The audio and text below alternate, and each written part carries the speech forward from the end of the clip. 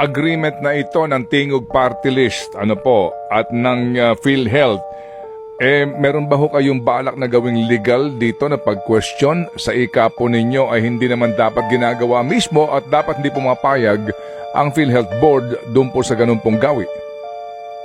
Yes po, pinag-aaralan din po natin yung legal na action tungkol dyan sa MOA na pinirmahan ng Tingog Party List at PhilHealth dahil naniniwala tayo na unang-una hindi dapat ginagamit yung pondo ng PhilHealth para magpondo ng mga infrastructure project.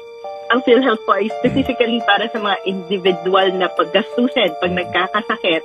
At naniniwala din po tayo na dapat may objective at klarong sukatan kung sino nga ba yung mga LGUs na nangangailangan ng health infrastructure program na dapat ay ginagawa ng Department of Health.